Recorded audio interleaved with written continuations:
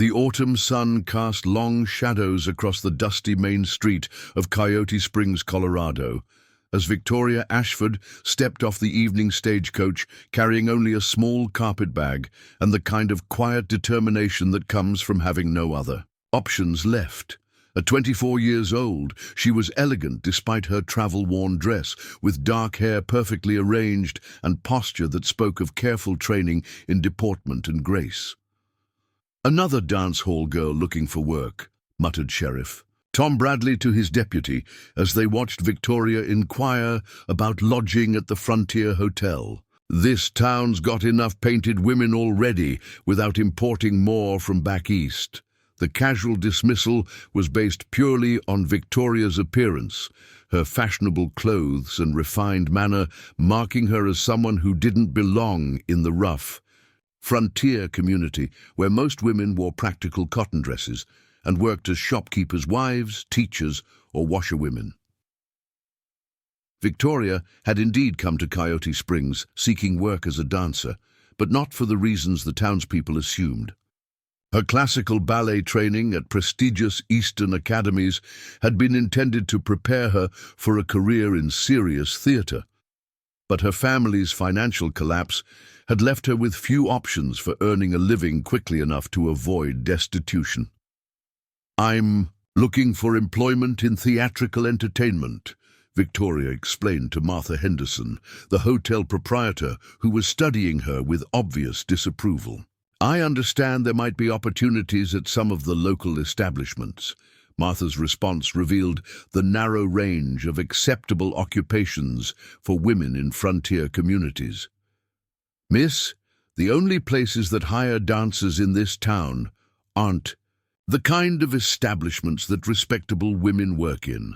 Maybe you should consider more appropriate employment, like teaching school or taking in sewing."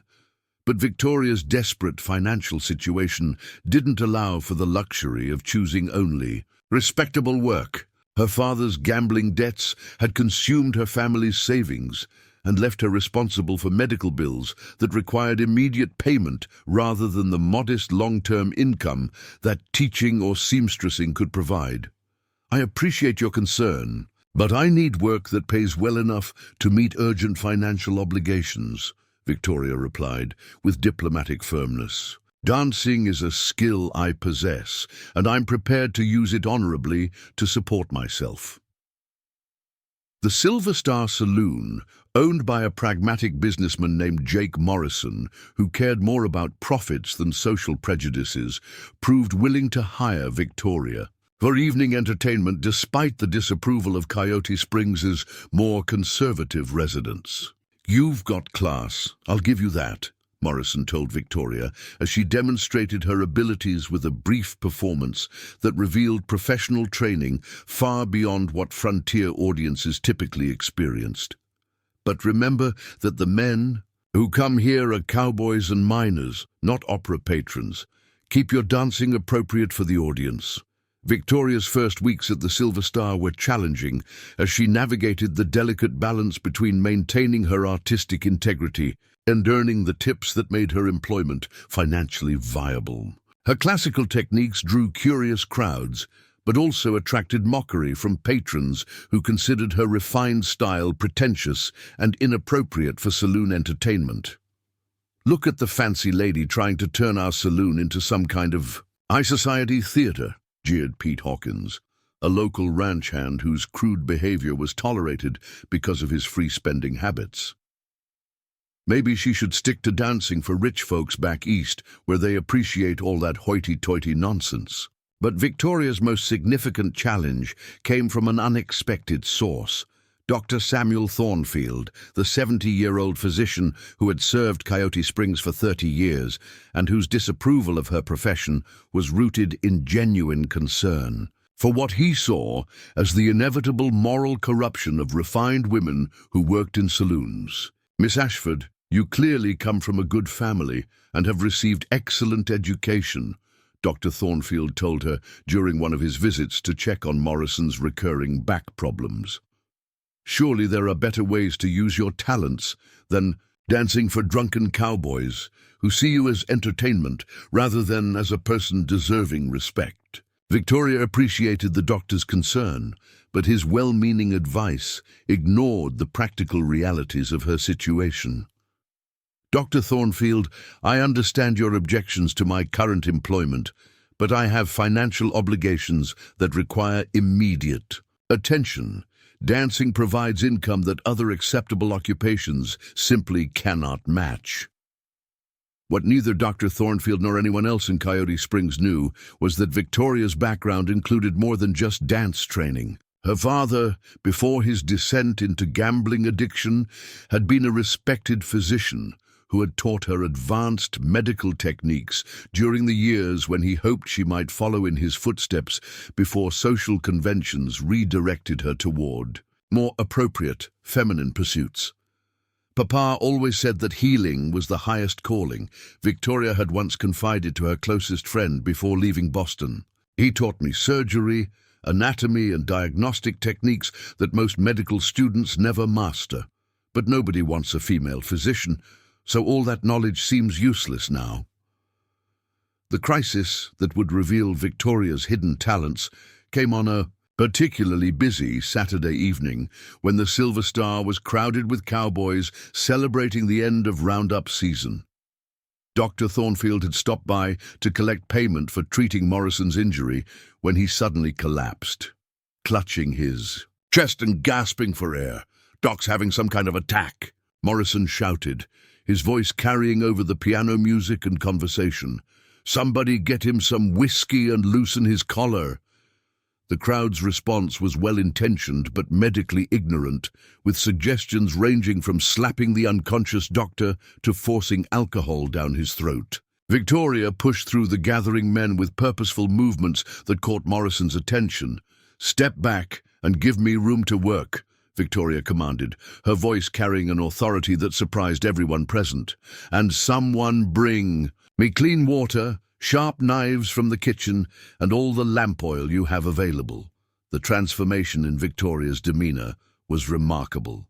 Gone was the refined performer who smiled politely while enduring crude comments about her dancing. In her place was a confident medical professional whose hands moved with practiced precision as she assessed Dr. Thornfield's condition. "He's suffered a heart attack, but he's still breathing," Victoria announced, her fingers checking pulse points. With the expertise of someone who had performed such examinations hundreds of times. "The next few minutes will determine whether he lives or dies." Morrison started to object that a saloon dancer couldn't possibly know anything about medical emergencies, but Victoria's obvious competence and the doctor's desperate condition overruled his skepticism. "Miss Ashford, what exactly are you doing?" Morrison asked, as Victoria began removing instruments from her carpet bag that no one had known she carried. "I'm performing emergency cardiac massage to restore proper blood circulation," Victoria replied, her hands working rhythmically on Dr. Thornfield's chest while she monitored his breathing and pulse. "My father taught me these techniques before he died. They're not widely known, but they can be effective if applied quickly enough."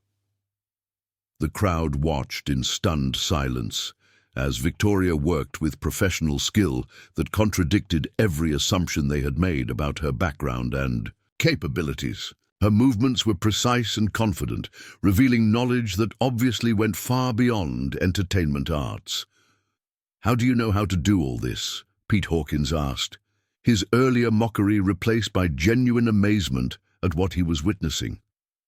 "My father was Dr. Jonathan Ashford of Boston Medical College," Victoria replied, without stopping her life-saving efforts.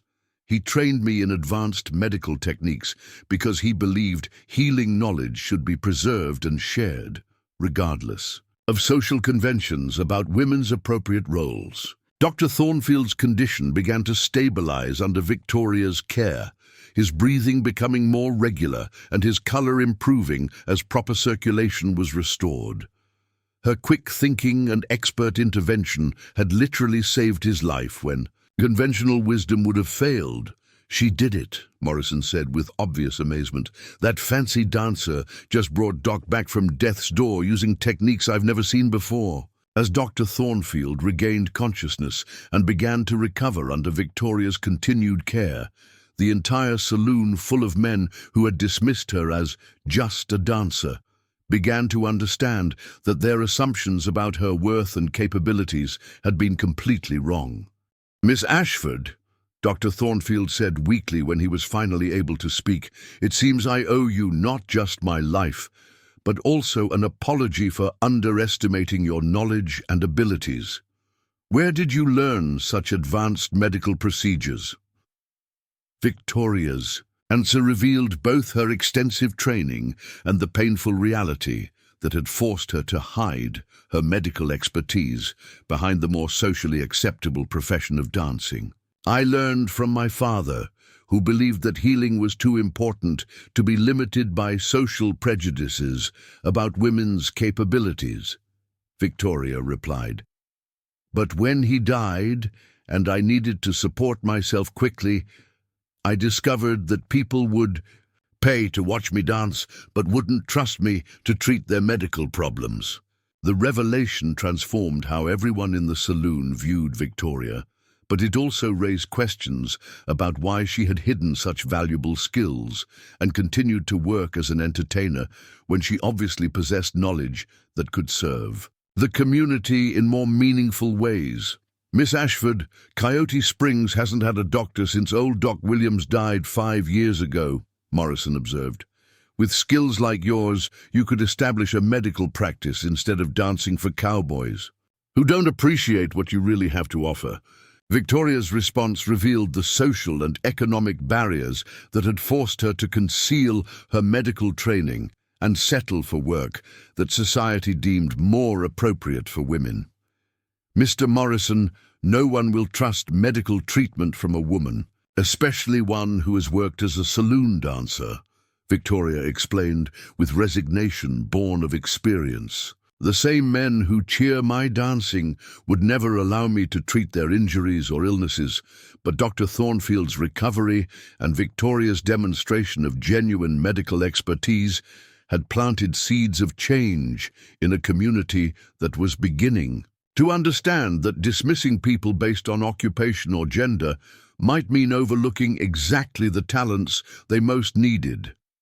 As word spread throughout Coyote Springs about the saloon dancer who had saved the doctor's life using advanced medical techniques, Victoria found herself facing a choice between continuing to hide her true abilities or risking everything to pursue the calling her father had prepared her for years earlier. The weeks following Victoria Ashford's dramatic life-saving intervention had transformed her reputation in Coyote Springs from just a dancer to something approaching local legend, though the change brought complications she hadn't anticipated. While continuing her evening performances at the Silver Star, Victoria found herself increasingly sought after for medical advice and emergency treatment by townspeople who had witnessed her skill with Dr. Thornfield. "Miss Ashford, my boy Tommy's running a high fever and won't eat anything," pleaded Sarah Mitchell, whose 8-year-old son had been sick for 3 days. "Dr. Thornfield's still recovering from his heart attack, and you're the only other person in town who knows about medicine." Victoria studied the pale, listless child with the systematic approach her father had taught her, noting symptoms that revealed both the illness's nature and its potential severity. Her examination was thorough and professional, incorporating diagnostic techniques that impressed even Dr. Thornfield when he observed her work. "Tommy has scarlet fever, but we caught it early enough to prevent the worst complications," Victoria diagnosed, her confidence growing with each successful case. "I'll prepare a treatment regimen that should have him recovering within a week if you follow my instructions precisely."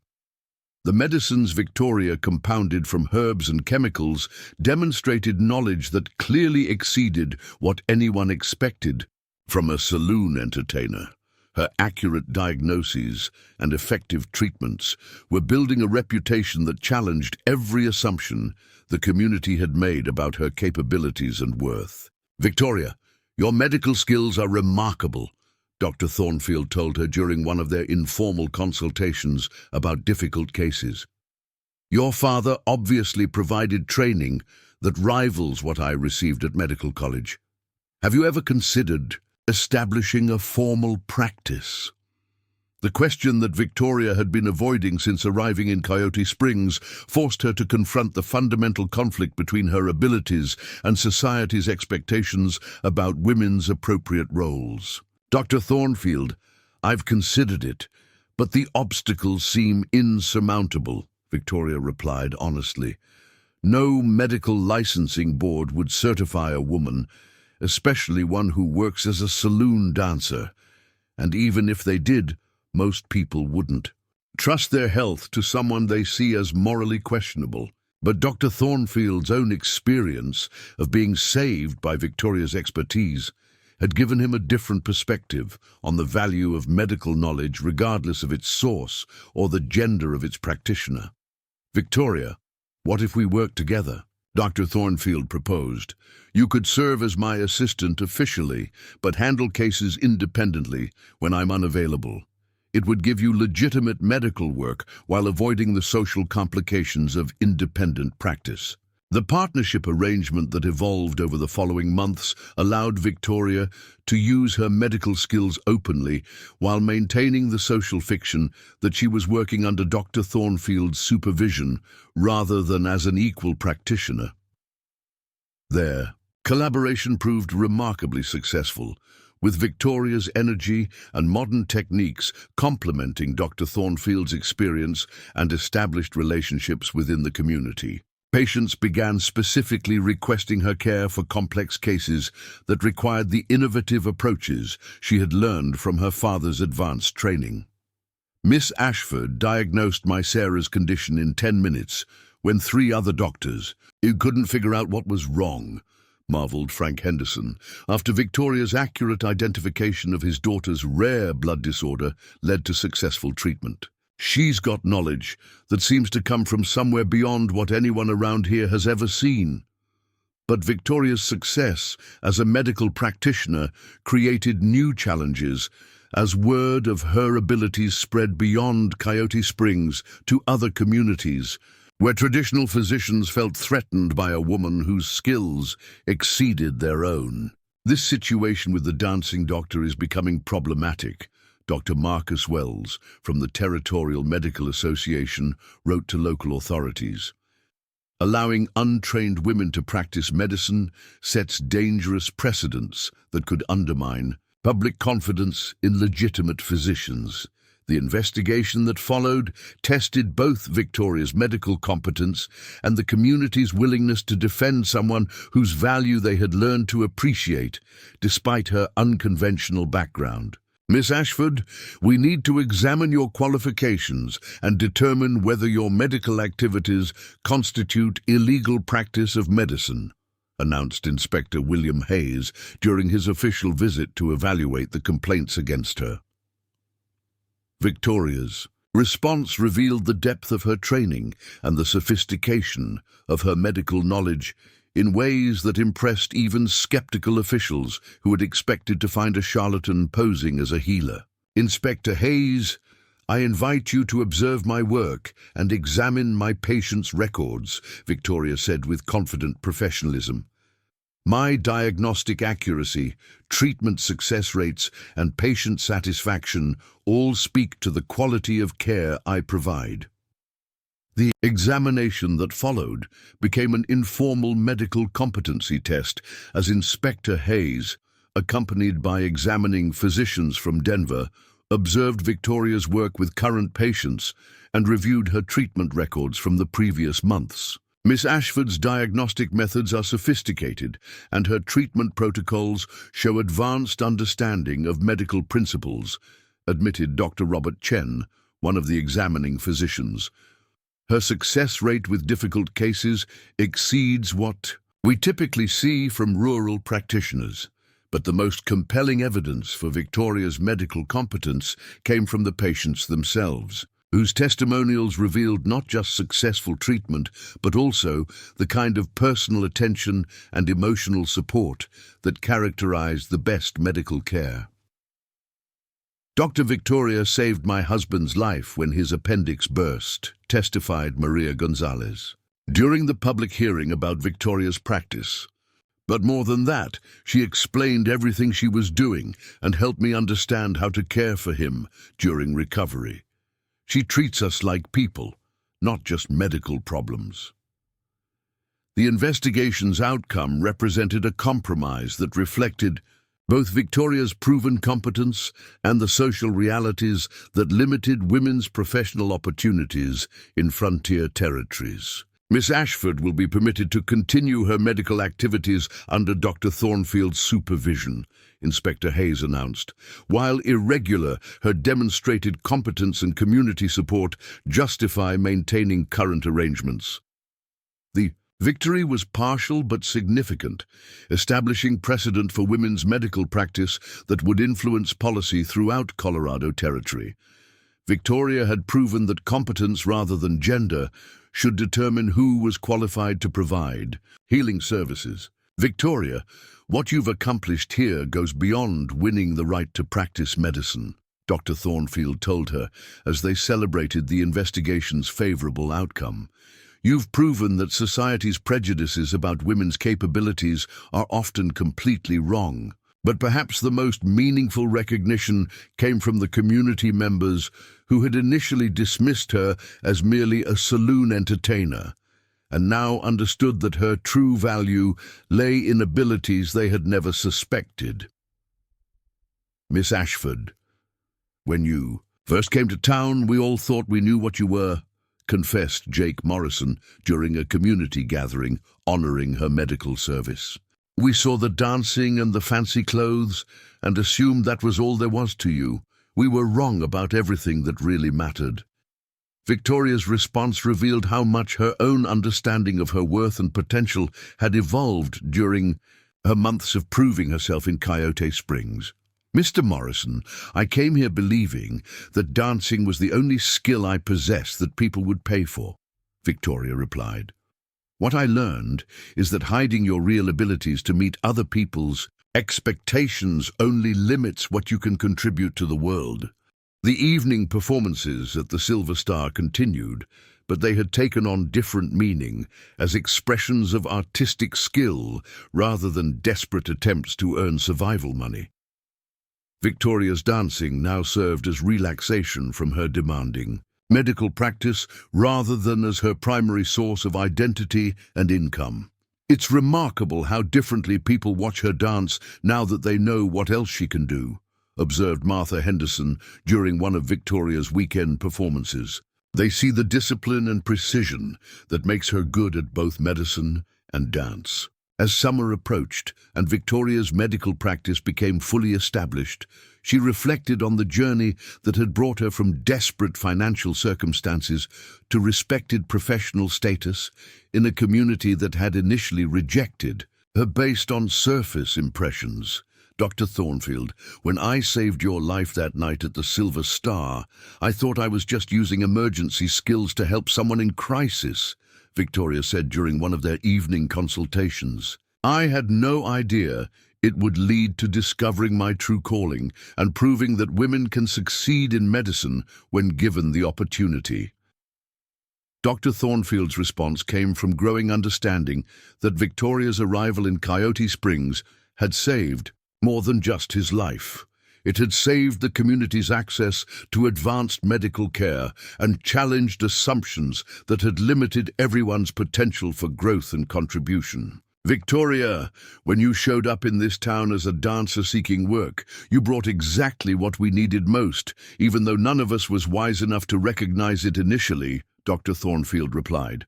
Sometimes the most valuable gifts come in packages we don't expect. How will Victoria's success influence other women seeking professional opportunities? What new challenges will test her growing medical practice? Subscribe to our channel to witness the incredible transformation of a frontier community that learned not to judge people by their occupations, but by their character and capabilities. The spring of 1890 brought visitors from across Colorado Territory to witness what medical journals were calling the Coyote Springs Innovation. The partnership between Victoria Ashford and Dr. Samuel Thornfield that had not only revolutionized frontier medical care but had also established precedents for women's professional practice that were influencing policy throughout the American West. Standing in the new medical clinic that the community had built to accommodate their growing practice, Victoria reviewed patient files with the satisfaction of someone whose true calling had finally been recognized and supported. At 27 years old, she had transformed from a desperate saloon dancer into one of the territory's most respected medical practitioners. Though the journey had required changing not just her own assumptions about her worth, but an entire community's understanding of human potential. Dr. Ashford, we've received requests from medical colleges in 3 states asking you to lecture on your diagnostic techniques and treatment innovations, Dr. Thornfield informed her as they prepared for their morning rounds.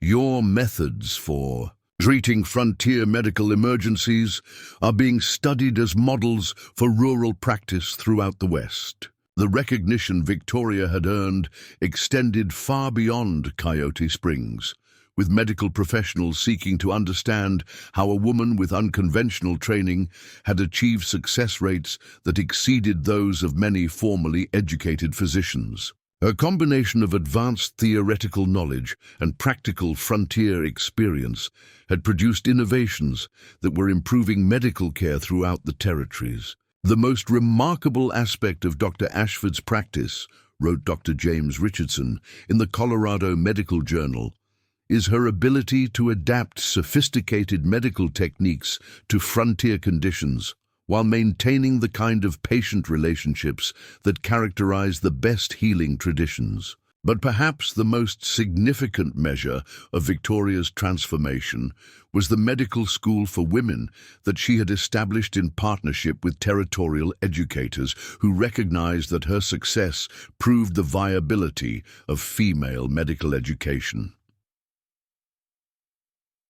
The Ashford Institute for Women's Medical Training, as it had become known, attracted students from throughout the West who sought the kind of comprehensive education that combined rigorous academic instruction with practical clinical experience. Under the supervision of a proven practitioner, Dr. Ashford, you've created opportunities for women in medicine that didn't exist when you first came to Coyote Springs, observed Territorial Education Director Margaret Sinclair during her visit to evaluate the medical school's innovative curriculum. Your students are receiving training that will enable them to establish practices in communities that desperately need qualified medical care.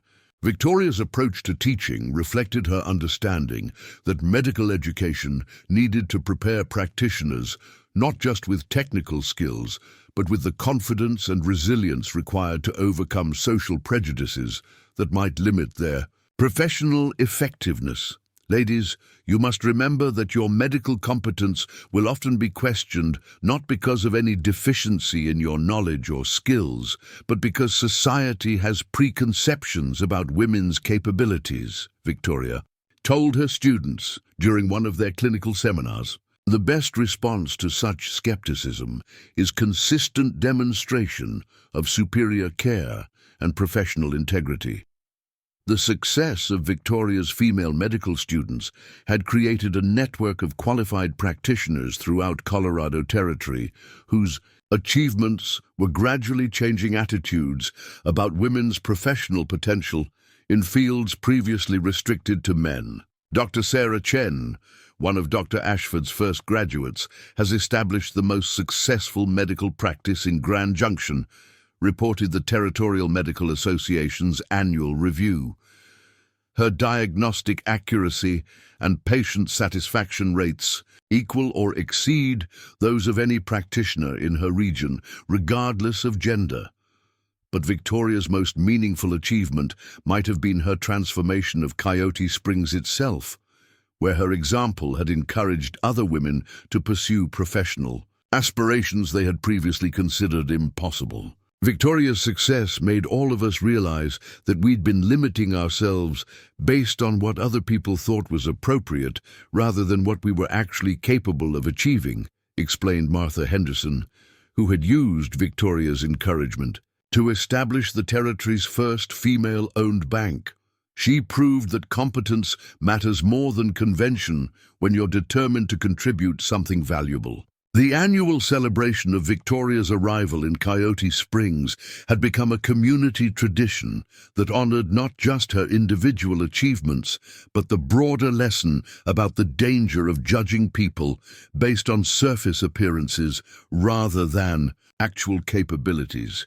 5 years ago, we thought we were getting a dance hall girl who would provide entertainment for cowboys, Mayor Frank Morrison announced during the anniversary celebration. Instead, we got a physician whose skills have saved dozens of lives and whose teaching has trained the next generation of medical practitioners. Victoria's response to such recognition revealed how completely her understanding of her own identity had evolved from the desperate young woman who had hidden her medical knowledge because society wouldn't accept a female physician. When I first came to Coyote Springs, I believed that dancing was the only skill I possessed that people would pay for, Victoria told the gathered crowd. What I learned is that hiding your true abilities to meet social expectations only limits what you can contribute to making the world better. The medical innovations Victoria had developed specifically for frontier conditions had attracted attention from territorial and federal health officials who were studying her methods for potential adoption in other remote areas where conventional medical resources were unavailable. Dr. Ashford's techniques for emergency field surgery and her protocols for treating common frontier ailments using locally available materials represent significant advances in rural medical care, observed Territorial Health Director William Hayes during his evaluation of her methods. Her innovations could improve health outcomes throughout the developing West. But perhaps the most significant recognition of Victoria's transformation came from Dr. Thornfield himself, whose initial skepticism about her moral character had evolved into deep respect for her professional achievements and personal integrity. Victoria, when I first objected to your employment as a saloon dancer, I was making the same mistake that nearly cost me my life, Dr. Thornfield said during their final partnership meeting before his retirement. I was judging you based on your occupation rather than your character, and I almost missed the opportunity to work with one of the finest physicians I've ever encountered. The ceremony that officially recognized Victoria as Coyote Springs Chief Medical Officer was attended by territorial officials, medical professionals from throughout Colorado, and dozens of former patients whose lives had been saved or improved by her care. Ladies and gentlemen, Territorial Governor Davis addressed the assembled crowd. Dr. Victoria Ashford represents proof that talent and dedication can overcome any social barrier when supported by communities willing to recognize merit regardless of its source. Victoria's acceptance speech revealed the philosophy that had guided her transformation from hidden potential to recognized achievement, and her understanding of how individual success could create opportunities for others facing similar challenges. My journey from saloon dancer to physician proves that society's assumptions about people's worth are often completely wrong, Victoria told the audience. But more importantly, it proves that when communities are willing to look beyond surface appearances to recognize actual capabilities, everyone benefits from the contributions that would otherwise remain hidden. The Medical College Scholarship Fund that Victoria established with her savings from successful practice ensured that future generations of women would have access to the professional education that had been denied to her generation, creating a lasting legacy that extended far beyond her individual achievements. The Ashford Scholarships have already enabled 12 women to complete medical training and establish practices throughout Colorado Territory, reported the Scholarship Committee's annual assessment. Dr. Ashford's investment in others' education is multiplying her impact on frontier medical care far beyond what any individual practitioner could achieve alone. Years later, when historians wrote about the advancement of women's professional opportunities in the American West, they would trace many developments to the spring evening when a saloon dancer's hidden medical skills saved an old doctor's life, and began a transformation that challenged an entire community's understanding of human potential. The Silver Star Saloon, where Victoria had once danced for cowboys who mocked her refined style, eventually became the Victoria Ashford Memorial Library, housing one of the territory's most comprehensive collections of medical texts and serving. As a symbol of how completely perceptions could change when people were willing to look beyond surface appearances to recognize true worth. From mocked entertainer to pioneering physician, Victoria's incredible journey proves that society's greatest losses come from underestimating people based on prejudice rather than recognizing talent wherever it appears. Her courage to reveal her hidden abilities changed not just her own life, but created opportunities for countless others who had been told their dreams were impossible. Subscribe to our channel for more inspiring stories of individuals who refuse to be limited by others' expectations and the amazing transformations that occur when communities learn to value capability over convention.